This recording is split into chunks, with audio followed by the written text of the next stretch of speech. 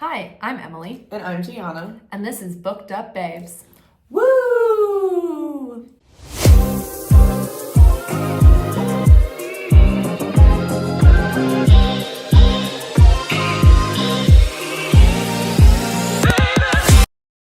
Okay, hello. Hi, everyone.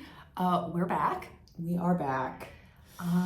We're back with Quicksilver. I feel like we need to give everybody a quick heads up here. We both didn't like it. Like, really, really didn't like it. Yeah, we are part of the unpopular opinion on this book. I think that we were so sure that we were going to like it because every single person online was like, this is the next fantasy romance. Yeah. And we were like, all right, let's hop on this gravy train. I'm sorry, quick sidebar. Do it. I want you to think about our book club because this was a contender. This was a contender for our book club. And I want you to think about some people in our book club. So, I don't think everyone on our book club, I don't know if anyone listens from our book club. Probably not. But hey, guys. Hi. They get enough of our opinion at book club.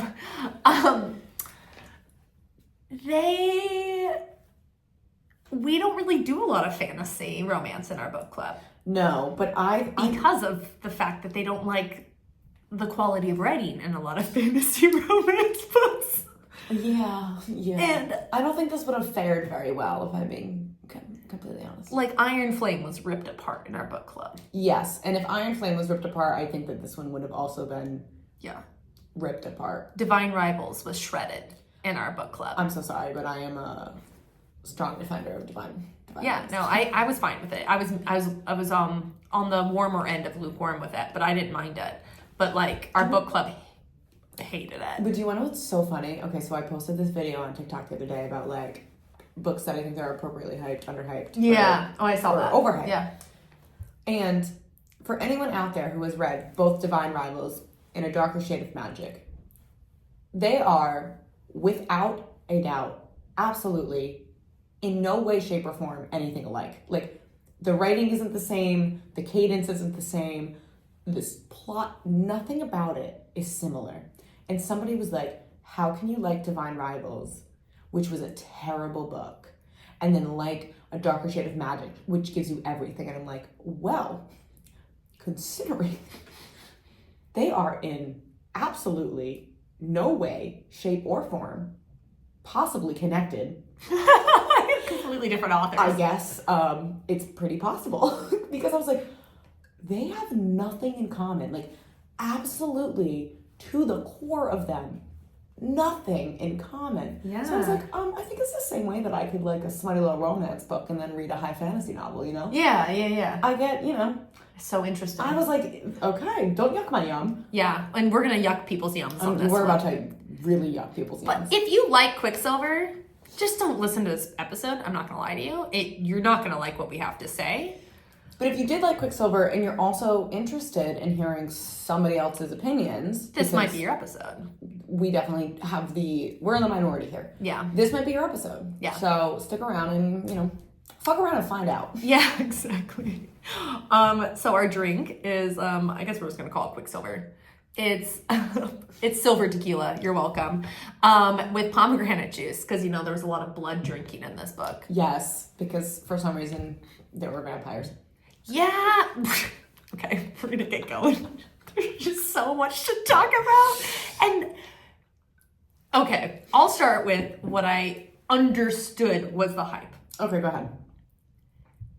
The sex in this book, top notch.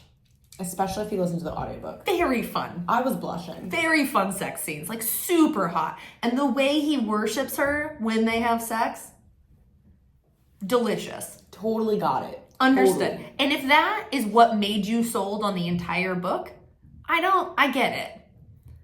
I just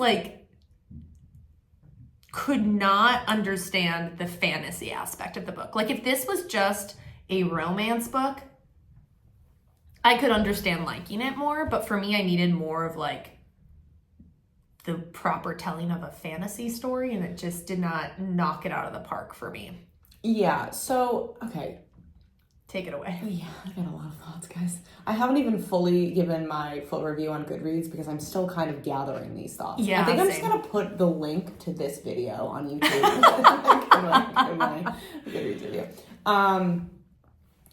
Unfortunately, because I was like, all I had heard about this book was that it was amazing, but you have to get into it. Yes. And I was like, that's fine. I'll get into it. Which, from the beginning, at first I was like, I'm kind of hooked. Like, it started off pretty strong. Very, very fast-paced opening. Really quick. I was like, oh, okay. We are almost getting killed by guards, and there's a lot going on. And I was like, I'm liking this. I'm about this. Very similar to Powerless opening. Very similar. Yep, very similar. I Which had that I think- exact thought. It was very similar to Powerless opening. I think throughout the course of this episode, we're going to realize that this book is copy-paste of pretty much every single story that's come before it. Yeah. So, I was like, all right, I'm into this. And then it took 60% for me to even remotely become interested in the rest of this story. Barely. Like, Yeah. I kept going because I was like, I'm gonna be so real. I kept going because I knew that we were doing an episode on this book. And I was like, I have to keep going. Yep. So I kept going, made it to 60%. Finally, things were kind of moving a little bit. And I'm like, oh my goodness, something is saving this book. But the problem with that is that 60% of the book and the last 40% of the book did not even feel like they were the same book. There was like, I was like, why does it feel like someone actually just flipped a switch and suddenly I'm in a completely different novel? It was like the Old Testament and the New Testament. Oh my gosh, Emily, yes. Like, Old Testament God is like killing everyone and has no shits to give. And New Testament God is like, I love you, love everybody, I'll die for you. Like, And you're like, so which God is my God? like, you know, no offense to the Bible, but I just mean like there's very like the Old Testament and New Testament are very different. And this book felt like there were two very different storylines happening. Yes. The entire book, personally, I couldn't stand her. No, okay, so let's get started with her. She's probably one of my least favorite female main characters, other than Persephone in those. You hated those. What were those books? Those like dark. Oh my goodness. It was the Hades and Persephone. Like they're very popular books. Whatever. That Persephone. I like DNF'd the series. A Touch of Darkness. A Touch of Darkness. Ooh, I haven't even read those. I just went into my brain. Oh my, good for you. Because I did read the first one and half of the second. And I said, what are you doing? Why are you still doing this to yourself? And I stopped reading that series. In that, Persephone was very similar to this character, in my opinion. They're very know-it-all with no knowledge. Like, you're entering a new world. You are a human who's never heard. You thought they were fake. You didn't think they were real. And now you're in a world of fae and you're telling them how to do things. You're not going to sit back and learn and listen and then have an opinion. You're going to have an opinion before anything's begun. And it's crazy because there's parts, like, as this is all happening, there's parts where she's accepting things really quickly. Yes. And then as soon as someone's trying to tell her something about this realm that she doesn't necessarily, like, agree with or understand, she's like, well, I'm not doing it then. And I'm like, I was actually listening to this audiobook while I was out on a run. And there was a part where Did you just like stop and yell? I just kept running. But there was a part where Fisher is trying to explain something to her. And she is pushing back and pushing back and pushing back. And I'm on my run and out loud, I go, oh my God, shut up. She's so annoying. Like, be quiet. Listen to the person who actually knows what needs to happen here. Yeah. She infuriated me. She was a big reason why I didn't enjoy the book. If I don't like a female main character, it's really hard for me to like a book. I'm not about it. I don't want it. Because then I can't make sense of why the guy's falling in love with her. And then I can't buy the romance. And I could not buy the romance. Because I'm like, he is thousands of years old. Yeah. And she's 24. Yeah. And okay, we've talked about it. I don't love that. But I like with other books where like the female main character is a badass and listens and makes wise decisions. I can understand how an old, like Akatar, Feyre and Rhysand, never bothered me as much. Because Feyre is pretty cool. Feyre is definitely a maturer mindset. Yeah. Like, Feyre adapted very quickly. She listened. She took things in. You weren't infuriated with Feyre. No. I don't even remember her name. Saris, I think it is. Saris, Oh my god, I wanted to be like, can someone just kill her? Just gag her. Just gag her and be like, this is what's happening. Shh. Yeah. If I don't like a female main character, because she's the main character. I'm in her head. I think that this book also would have really benefited from being a dual point of view. I saw somebody say that, and I was like, agreed. Because I think only being from her perspective made her even more annoying because she was just like wrong and strong in her brain a lot of times, or like just in general, she was misreading situations aggressively. And I was just not even that, but like something that we had a really hard time with is the romance in this. I didn't buy it. Lust, for sure. The romance, I did not connect to this whatsoever. Suddenly, he's feeling jealous, and I'm like, where should I have known that he actually gave two shits about this girl romantically? Like, sexually, for sure. But like, jump. Yeah. Romantically, like, where were the crumbs to let me know that? And I think while I was listening to the audiobook and while I was reading, I'm like, this book would benefit so much if I could be inside his brain. Yeah. And I know that she's coming out, like, at the end of the book, it says, like, get inside Kingfisher's brain, and she's coming out with some stuff, like, in early next year. Not like a book, but, like, on her newsletter and stuff. And I think that's great, but, like, it should have been in the book. Yeah. Because then I could walk through his process more. Because later in the book, he's like, I acted like I hated you because I knew exactly what you are. And I'm like, and when was I supposed to see that? Yeah. Because to me, you just found her annoying. And I did too when I was on your side. Yeah. I had no issues with how you felt. I needed a little bit, give me some context, give me some crumbs. And there was absolutely nothing.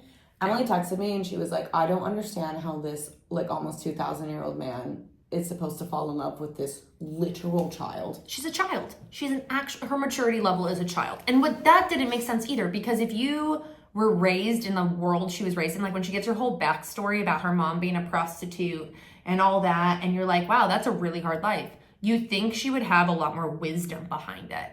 Age is not like, it doesn't just like show at like maturity at all. Like how old you are does not dictate your age. Or how mature you are is not dictated by age at all.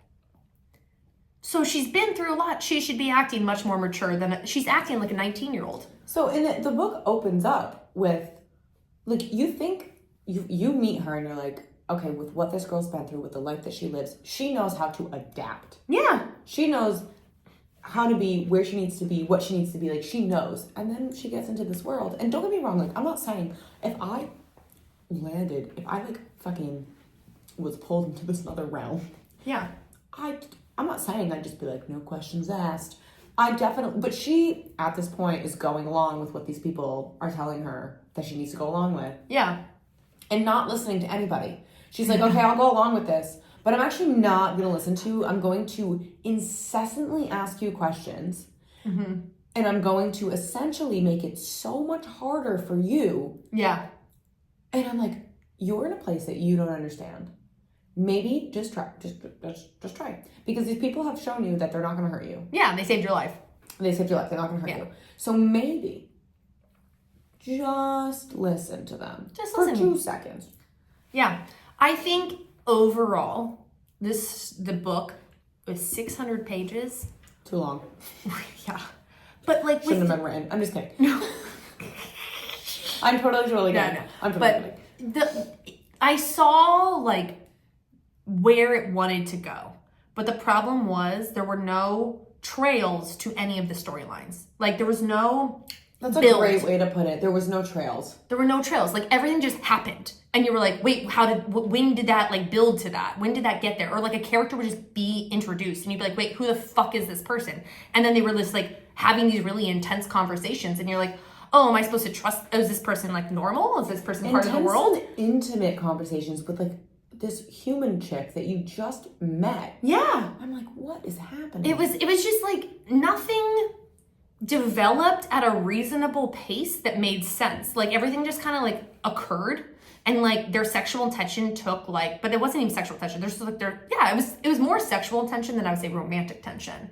Took like a front seat in a way that wasn't necessary, and at times it needed to be, hey, like let's talk about what the hell is happening before we let something happen. And that did not. And never, no. It was like. And so then because of that, I continually did not feel connected to anybody other than Carrion because he was the comic relief. And I low-key wanted him to have a relationship with Saris. And I didn't even feel connected to Carrion because the entire time I'm reading the book, I'm like, okay, so are you the comedic relief or like... Are you a player in this What game? is your purpose here? The entire time. And I'm like, I am so tired about reading about this character who just keeps talking about trying to have sex with everyone. He wants to bang everybody. I'm like... Come on. It was overdone. And it then, was overdone. Suddenly, he's like the lost heir to a throne. And I'm like, where was that supposed to make sense? Where were the like breadcrumbs to that? And again, I'm like, I said to Em like earlier, I was like, I understand the plot twist supposed to be, twists. Like, you're not always supposed to see something coming. But at least when a plot twist happens, you look at it and you're like, this makes sense. Yep. And no, when that happened, I was like, what? Yep. Because there was not enough backstory given to it. We weren't given enough backstory whatsoever. Because it also revolves around Kingfisher's father, which we got not enough backstory about. None! And I'm like, this is all happening. And I'm like, and where's the information behind this? Because essentially what she did, the author, is she just told us. And I'm like, that's great, but I need you to explain it. Like, you can't just tell. You have to also explain. You have to make it make sense. And him being this weird, like heir. Also, she's known him since he was 14. Yeah. You're telling me that this man hasn't aged because he's Fae. Yeah. So you're telling me that you've known him since you were 14 and he's looked like a grown, like 20-year-old man. This whole time. And the entire time. And you weren't like, well, that's weird. Why aren't you aging? Like, these are little plot holes that I'm like, make it make sense. Make it make sense. Because you can make it make sense, but you're not explaining it. No. You can't just tell me. You have to explain it. Yeah, there has to be, like, if we're going to world build, and, like, let's just, like, reference Tolkien, right? Tolkien made up entire languages and then didn't use them, but made them so that his world existed so that he could write out of that world and create something. I felt like this world was like her playing Yahtzee with like tropes and going, then we'll put in vampires. It just felt like she kept rolling the dice on like, and being like, and then this will happen. Like it felt like ChatGPT wrote it at times because it was like, now include that this happens. And then there was no, and it's like Callie Hart, I don't know that's her. Yeah. I don't know is this her first book? I think this is not her first book, but I looked her up and I think this might be her first fantasy book. Okay. Which makes sense. What did she write? Romance before? Romance, like spicy romance. But I don't know. I just noticed a lot of half-naked men grabbing at a girl on a bunch of covers. Okay, so she wrote romance. And honestly, sex-wise, top notch. So like, I could see her writing a really good. I really thought a few times I was like, well, I'd rather read this without the fantasy storyline. Yeah, no, correct. Yeah. It was the fantasy aspect that bothered me because it didn't feel completely committed to. It felt very skimmed over and very popular. It was like, what is popular and cool and what's been done? And it was like dropped in throughout the story in a way that I was like at times they were like, they go to battle and then out of nowhere, like they're in battle and I'm like, when did this pop up? And like they're woken up while they're like sleeping together. And then all they do is break ice and then, it was over. Yeah. And nothing comes of it. And like, and then like they just killed the bad guy like so easily at the end. Yeah. I'm sorry. We really are haters in this episode. I'm so sorry. We warned you. I just feel we texted a lot while we were both reading this simultaneously. Like, is this supposed to be? Why is this popular? Yeah, we'll release the notes. Yeah, we texted back and forth, and I was like, the receipts. Am I supposed to fucking enjoy this? Like, what is happening? Yeah, I did. I think that this book. So personally, I also think that our tastes have definitely changed. Yes. I think that we've read so much fantasy romance that it's like, okay, if we're going to read another one, I want it to be different. So I'm reading a book right now. It's called Blood Over Brighthaven. If you haven't read it, please read it. It has the same elements that I've read about 1,000,000 times. That also happen in real life. It has about like, you know, civilizations taken from indigenous people, taking credit for that, and then even more so, like killing those tribes and indigenous people off. It's like, this is not new information. Yeah. And that structure of story happens all the time in a book. But the important thing is that I'm reading this book in a way that I know that I've read this story before, but it's being told in a way that I'm experiencing it so differently. In this book, I was just like, this is the same old tropey romance story. And I'm not connected to it. I don't care at all about these characters. Yeah, it was the lack of caring. I finished the book and I said to Emily, I was like, I haven't thought about it. I will not be reading the second one because I actually don't care. Yeah. Well, and it's like, okay, so we on here loved Powerless. Which is crazy to say that we love Powerless but hated this book. I know, that's why I'm bringing it up, because we don't seem consistent. But I think the difference, because writing-wise, they really weren't that different. And quality-wise, really not that different. So, like, you might be asking yourself, well, why did you like Powerless, but you hate this book? Kai. And their relationship, though, they made more sense. I understood their build. I understood their tension. I understood their romance. Was the fantasy aspect of the book good? No. It was very basic, very generic, very been done before. Did I read Reckless? Yeah, and I didn't finish it because I think it's garbage. Really, and I'm so sorry, Lauren Roberts, but I'm not going to finish the series. I am. Good for you. She'll let me know what happens. I didn't like Reckless. Reckless was literally a filler book. It was not it. So for me, I'm done with the series. I'm over it. But what I like ate Powerless up. And I think if I compare it to this, the difference between these two is that the characters, I became so attached to her and Kai, and even, what's the brother's name? Starts with a K too. I almost called him Kip. Oh, no, Kit. It's Kit. Kit. Okay, I was close. I was close. One letter off. Like I cared about, and their journey and like the character development there drew me in enough to keep me in. And plus, oh my God, what's her name? Peyton was pretty likable. Yes. But so this is the thing though. The last 40% of the book, when he is opening up and they are telling each other things about their lives and making a connection, I'm like, I probably would have liked this book more if there was more of that in the first 60%. Yeah. I'm like, there's 40% of this book left. And I feel like there's so much happening that should have been happening over time. Yep. And like snippets at the very least, little kernels of them connecting here and there, and them like showing some kind of connection. Because then I don't know, they're like, I love you. And I'm like, I don't buy it. I'm like, what? For what reason? The first 60% of the book, I'm like, she wants to definitely fuck you. You definitely want to have sex with her too. But in terms of like actually liking one another, him specifically, and this is where I think we could have benefited from him having a point of view. I'm like, you have never, ever expressed any interest. Because you can also tell when a character's into another character by when the author writes in like extended looks at each other. Or like when you're like in a room together and there's like a certain energy. And it's not just sexual, it's just like an energy. Yes. Or like, it really is, but I do think that it's like usually with the looks. And most of the beginning of this book, she literally writes in the book, like, he just glanced at me. And I'm like, I'm supposed to think that this man wants you? I'm supposed to think that, like, you gave me no indications that this man was supposed to be in love with you. Well, no indication. When they have sex for the first time and she's, like, naked. And he's like, perfect. And I'm like, wait, you like her that much? I thought you just want to have sex with her. I didn't think you would think she was perfect. Like it was I didn't buy it. It was copy paste structure fantasy romance. It was what I've read 1,000,000 times before, but it wasn't fleshed out well. It really wasn't. There was not enough. There just wasn't enough. I mean, unfortunately, there was enough because 639 pages. I'm like, yo. Yeah.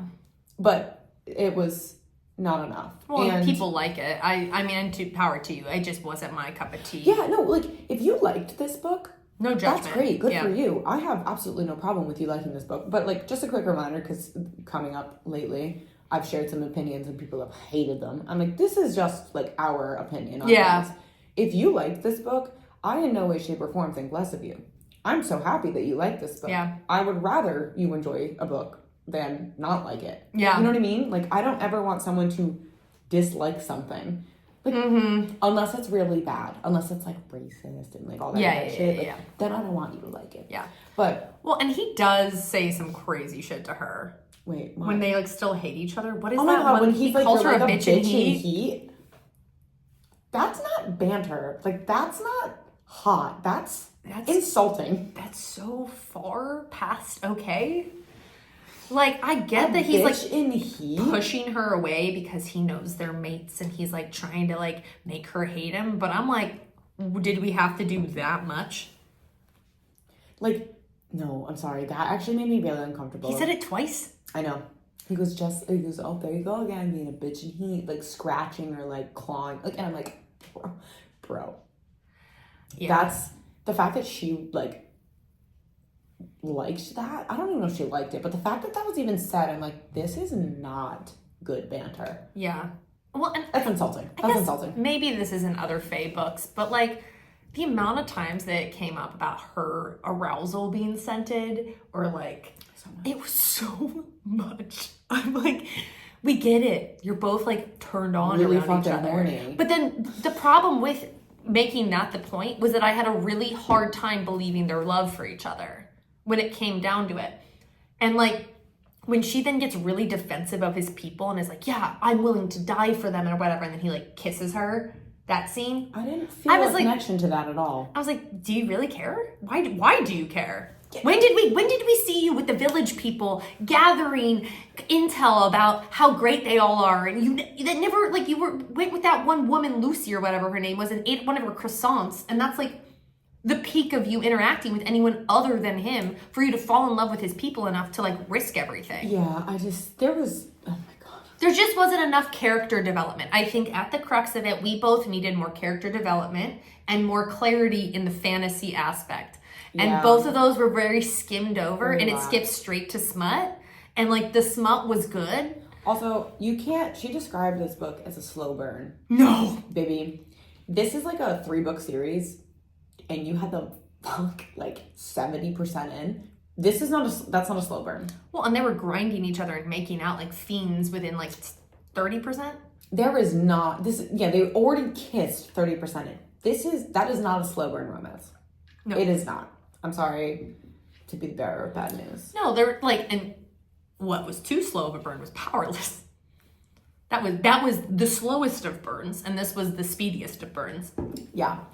But this was, the plot holes were a lot. They were plotting. They were whole plotting, yeah. So for me personally, I said earlier to Emily, why was she able to control an entire pool of Quicksilver?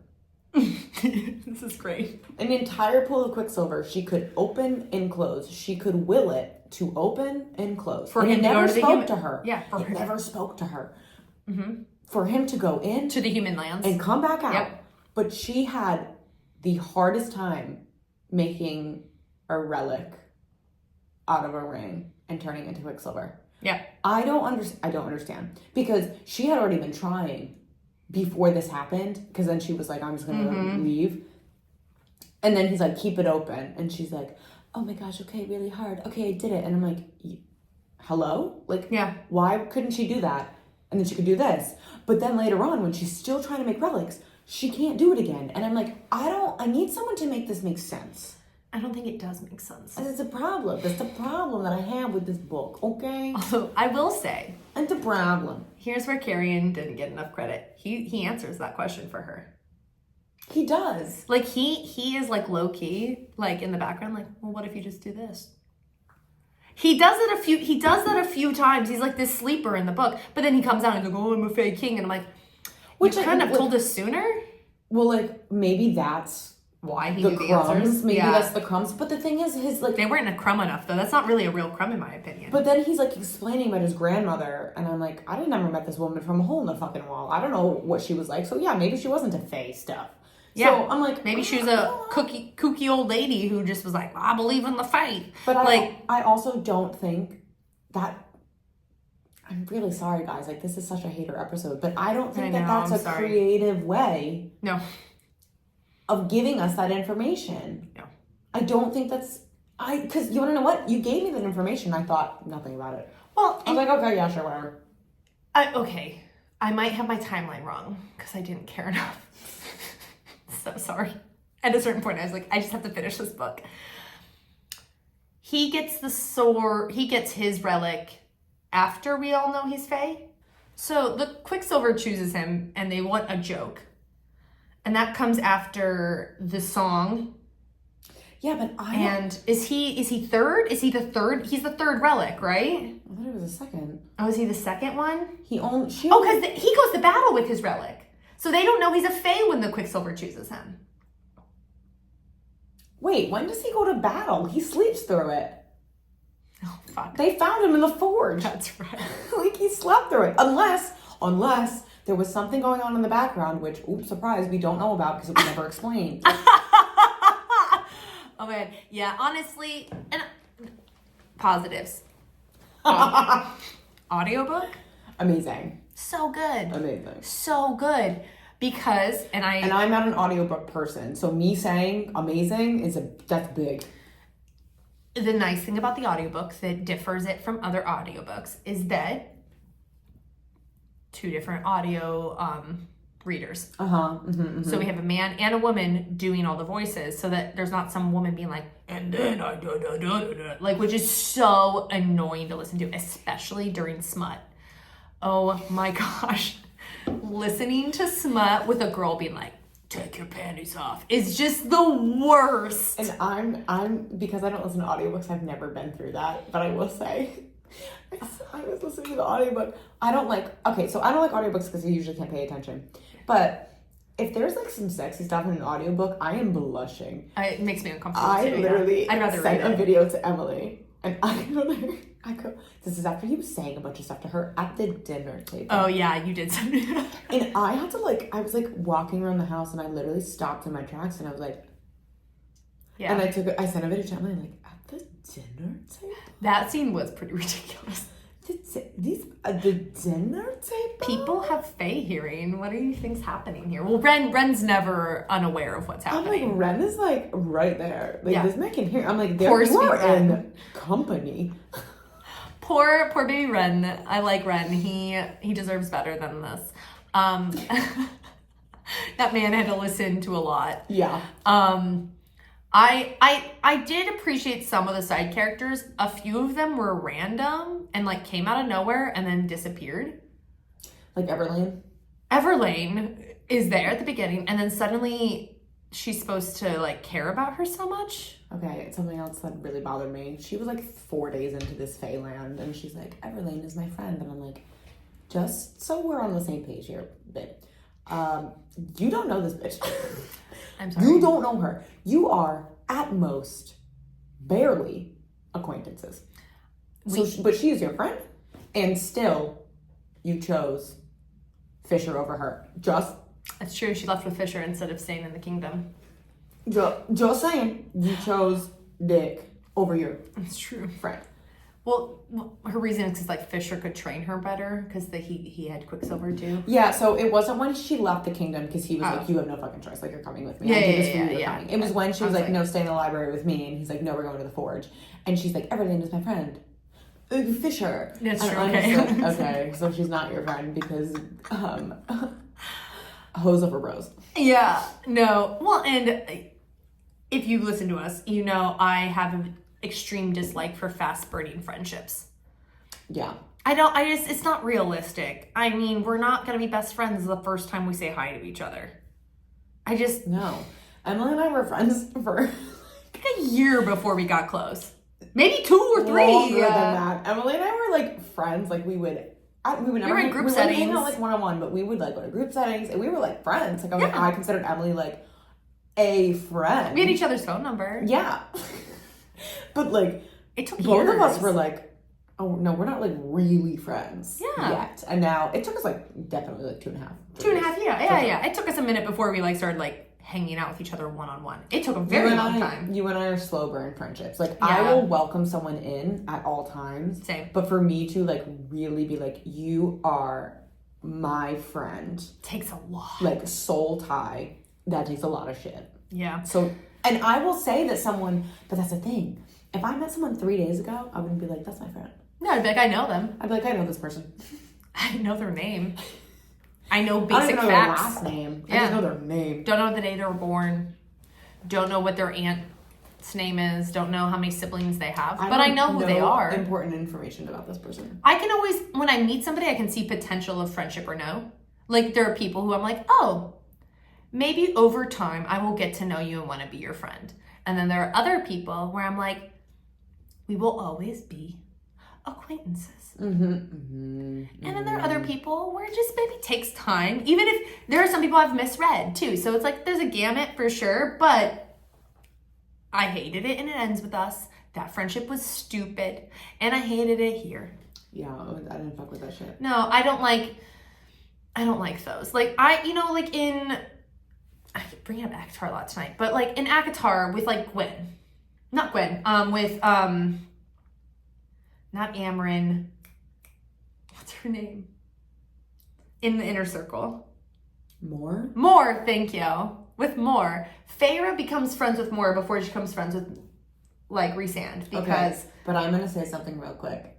I don't think that those relationships are all that genuine. No, and I think that Nesta's relationships with Gwyn and Emery those are relationships. Those are friendships that I'm like, that's a deep-rooted friendship. Well, and what I was saying about that though, is that like, there's never a moment where like Feyre's like, that's my ride or die. She just like knows that these are people she can be around and enjoy and be friendly with. Her ride or die is Rhys and a little bit Cassian. Oh, for sure. Like those are her buddies, right? But like at no point is like Feyre jumping into best friendship with like Moore like at the snap of a finger, right? Maybe that's why Moore feels like she can't tell, or she couldn't tell Feyre that she was 1,000% a lesbian. She can't tell anybody. That's so stupid. Well, she did tell Sorry Feyre, for the spoiler. Finally. Oh yeah, sorry. You haven't asked.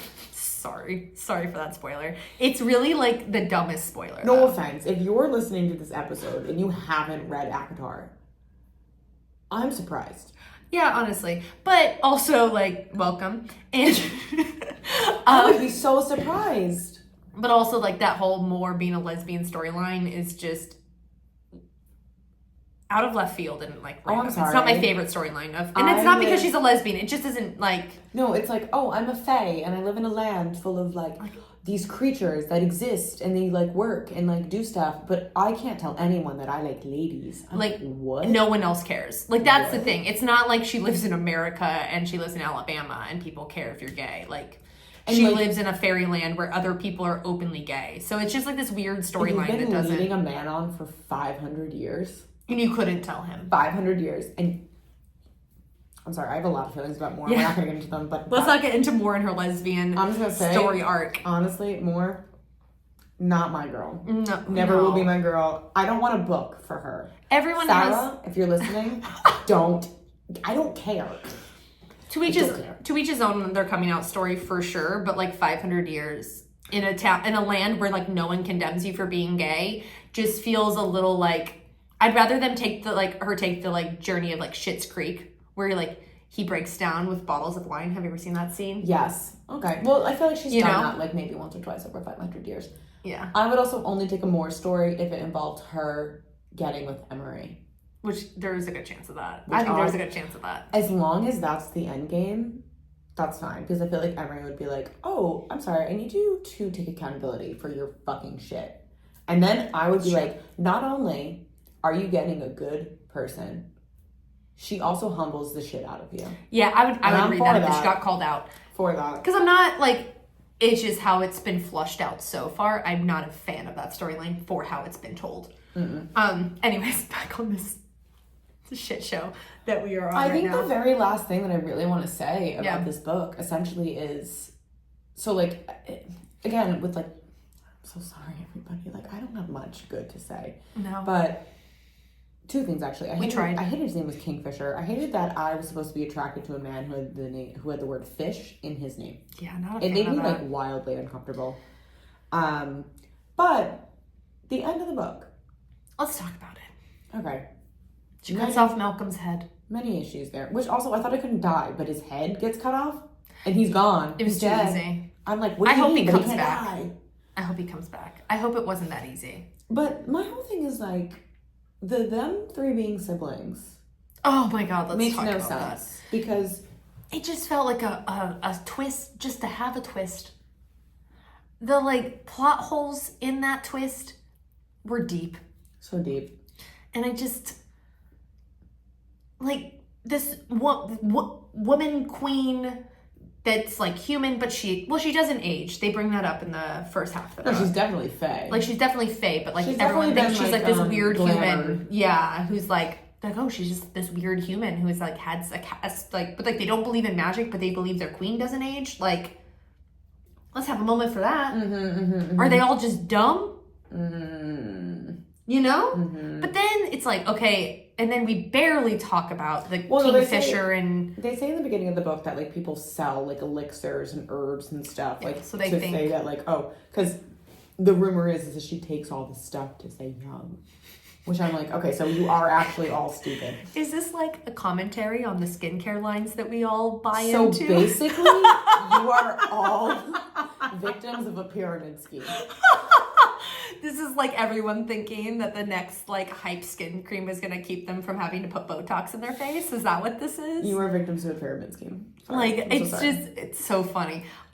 So there's that, and then, like, Kingfisher and Everlane's dad is barely talked about. He seems very evil, and they kind of just, like, leave him alone. They don't bring him up. They don't bring him up as a threat. Suddenly the vampires become their threat. And no longer is the king really discussed all that much in the second half of the book. And then out of nowhere, him and the queen pop up and they're like, yo, we all siblings with the vampire guy. What?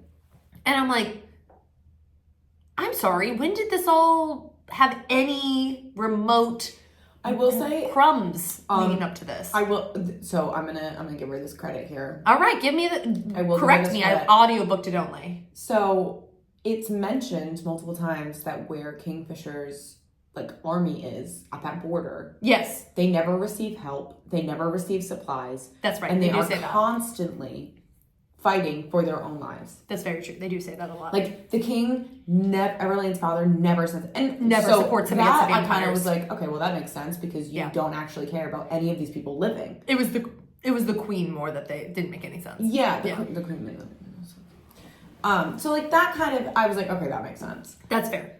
But I'll then- rescind some of my statement. But then, so she's dying, and suddenly, I don't remember his name because I didn't care. And he came out of nowhere. The son of Malcolm. Of Malcolm. Can't remember his name right now. I think it starts with an N, like Nectarius or whatever. Yeah. He's barely mentioned. And then suddenly he becomes this main character in the last, like, 100 pages. She's dying. Fisher's like, you can trust him. And she's like, okay. I'm like, I would, even if I was dying, I'd be like, excuse the fuck out of me. Give me some backstory here. Like, I'm just supposed to trust this person who threatened us. He turns her into a vampire. Yep. And then suddenly she wakes up and she's just like, okay. I'm like, is this a joke? Are we kidding? Like, is this a joke? She's half vampire, half fae now. We are only told about her rough days. We are not shown them. Nope. We are only told that she had a rough few days. Told that she's now half vampire, half fae, which has never happened ever. And, like, this man, there's no backstory about this man who was the son of the enemy who is now on their side. I'm like, I need, weird. please give me some context. Because this feels so random. And it also feels like everything I've ever read before. Yeah. I'm like it's literally Eris. It is. He is very Eris. I'm so tired. Which I love Eris. But, like... I'm so tired of reading the same thing over and over again. I was like, please give me some context. Because you know what? If you give me some context, I could get behind this. Yeah. I could totally vibe with this, but I didn't. No. That being said, Say it. I could totally see, because she goes and talks to like a god that is like, oh yeah, we've kept you guys separate forever. Oh my god, that whole scene. It was very like Harry Potter seeing Dumbledore in the afterlife. Dumbledore in the fucking train station. Yeah. My god. And I'm like, okay, so you kept them apart for almost 2,000 years, but you knew that they'd always find each other. Like, what is important about this girl? Trying to figure it out. Oh, dumb. So, like, what is her lineage? Give me some of that backstory too. Maybe we'll get that in the second book. Nothing. You guys will have to tell me, because I won't be reading it. Because I literally don't care. But like, I know that they are mates. They are fated mates. Like, that is a thing, which Emily hates. And I like fated mates. I didn't like it in this because I felt like we didn't get enough context. It was the only reason why they should have any romance. And when we got the context, I'm like, yeah, it doesn't make sense though. Like, this feels like it's being thrown at me to make sense. Yes. Yes, that was what it was like. Oh, they've always been drawn to each other, but hated it because they're mates. I'm like, oh, yeah, no. So I Worst know that they're version. mates and they're gonna end up together and be together forever, because obviously. But I could totally see the next book there being like a weird love triangle between her, Kingfisher, and the vampire dude who turned her, because he at one point looked away from her like uncomfortably and was like, yeah, you drank from me. And like, we know that when you're turned by a vampire, you have this very significant pull towards that person. I would not be surprised if there was like a love triangle happening in the next book. Wouldn't be surprised at all. And if that happens, I will maybe let my ears listen to this book. No, because I'd have to buy it, and that's not happening. I have You'll Audible. get a credit. I would have to buy it. Which, by the way, bone to pick, real quick, getting on my soapbox. Do it. This was almost $60 on Audible if you didn't have a subscription. Yeah, it was. What? Like, I'm sorry. What? And the fact that like nobody talks about that, the fact that I have never seen anyone be like, this audiobook is really expensive, and I'm over here like, that's a crime. It was really expensive. That's a crime. Yeah, like I've dropped $36 for an audiobook, but like it was with Audible $41. And when I went to go do it with my credit, if I didn't have a credit, $60. I was like, that is 2 hard copies of this book. That's 2 hard copies of this book. That's crazy. And it's not even it was a duel. Never mind. Yeah, and that's the thing. I think because there's 2 actors. I don't give a shit. But even so, it was like, I mean, so maybe they're treating it more as a, what do they call those? Where there's like, every character has a voice actor. I don't know. Like they do with like Avatar, and like they, like with really popular books, they'll do like where every character. POV? No, where every character on an audiobook has a voice character. Oh, graphic audio. Thank you. I always forget the name of it. It's like, I think maybe they maybe treat this more like a graphic audio, which tend to cost more money. Okay, but it's not a graphic audio. It's not, because it's only 2 people. $60. I'm sorry. The fact that people don't talk about this is insane to me. I'm like, do you see the economy that we're in, and you want me to pay $60 for something to listen to? To listen to, yeah. CDs aren't even that much. Not that anyone listens to CDs anymore, but I was like, who's buying a CD? I have a CD player because I'm a weird old school bitch who has a record, CD, and cassette player in my home. Unreal. But it also has Bluetooth, so it's like a little like pile thing, but so funny. No, it's overall, okay, let's just like rate this book. Or hold on, before we rate it. Yeah. Let's just say, because we were talking about this being part of the episode. Okay.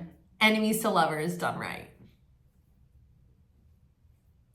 Do we want to talk about this? Enemies to lovers done right. I mean, like we were talking about Princess Diaries too. For sure. Chris Pine 10 Things I Hate About You. 10 Things I Hate About You. Oh, what other enemies and lovers is done like right? Like and we're not just talking about books here. We're talking about like media. Media in general.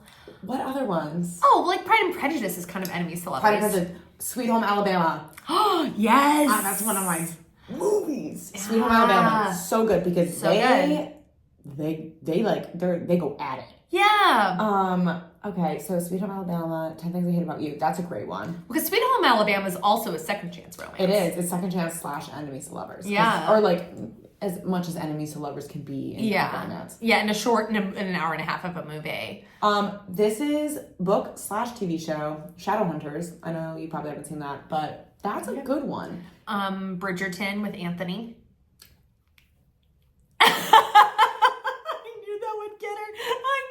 Impeccable. It was so good. Impeccable. It was so good. But with all of those, Wicked. Wicked. Oh my god, we just saw Wicked. Who? Wicked? Oh my god, Jonathan Bailey. But with all of those, like the common thread with a good enemies to lovers of all the movies we just named, is that there's tension. Yes. And there's like moments where like they're touching and then they like separate. And every time these motherfuckers touched in this book, they just ate each other alive. There was no like, oh, he came up behind me and help me hold my sword, and then like I felt it, whatever. And that's I'm not a writer. betweenness and powerless. Exactly. And so I think I could have bought into a lot of the plot holes, because I've read plenty of books of plot holes, if there had been more build up of the tension. I would have bought into this more as well if there was more buildup of that. But I say that, but then I really do think about this book, and I'm like, the plot holes were rough. The plot holes were rough, and also me personally, again, this is my opinion. For me personally, I think that when I'm really tired of reading the same thing over and over and over again. And I feel like a lot of fantasy romance is the same thing over and over again. And I'm looking for, and if you're going to do the same thing, that's fine. But deliver it to me in a way that makes it different. Put different wrapping paper on the gift. Yeah, the wrapping paper on this was the same wrapping paper that I've read in a million stories before. Yep. And if that's what you like, that's totally fine. Yeah.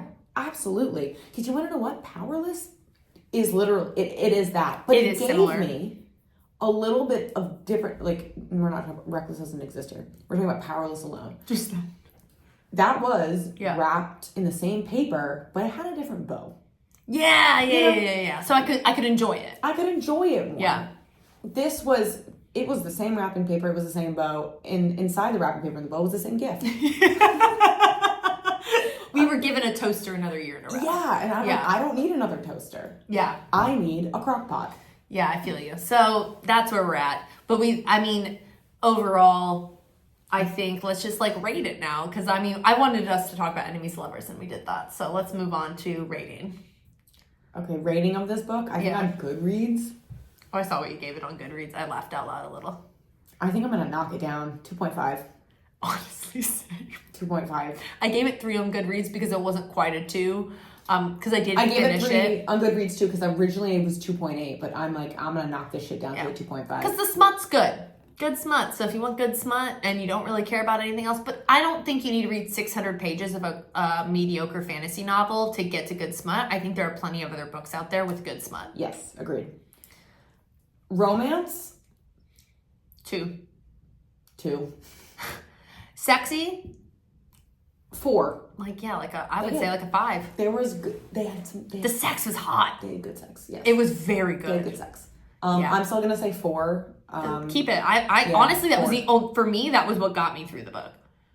Because I even texted you, I said, it's getting good, and it was literally because they were begging. I knew that's why you said that. I didn't even ask you, and I'm like, it's probably because they're hooking up. I was like, it's finally taken off, because they were hooking up. And all I said was, finally, something to save this book, and I'm like, it's definitely sex. Yeah. So, if you feel like you're alone in this world, because you read this and feel like you also did not like it and can't understand why it's so hyped, we're your girls. We're here for you. If you did love this book, and this is a 5-star read for you, we just didn't line up today, babes. No.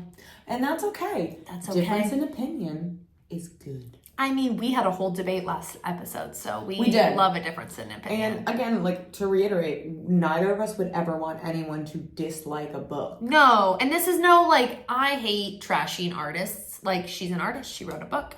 It's just not my cup of tea. Just like as me as an artist, if somebody doesn't like my dancing, I'm like, I'm not your cup of tea, baby. It just is what it is. But we wouldn't be who we are if we didn't critique things that we were needing to critique in our opinion. Exactly. So, if you enjoyed this episode, Follow us on Instagram and TikTok. Follow, rate, review, subscribe, do all the things on Spotify, Amazon, and Apple. YouTube too. YouTube as well, please. We're on there, guys. Yes, please subscribe there. If you want to look at us. I know. Our beautiful faces. We are, very we are pretty. babes. Babes, But yeah, the more you like, follow, especially ratings and reviews really help us. So the more you can do that to support us, we would much appreciate.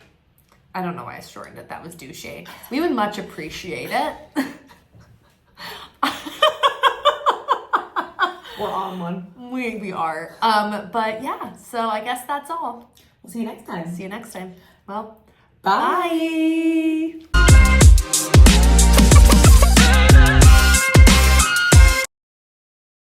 For my wedding. Do you put sunscreen on when you go into the cancer bed? No. Look at you. I'm Italian. Doesn't save you from skin cancer. I'm Italian.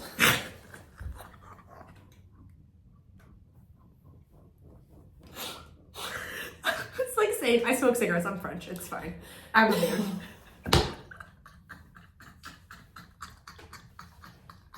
I couldn't possibly get skin cancer. I'm Italian. I'm Italian. I'm French. I don't get lung cancer. It's for Americans.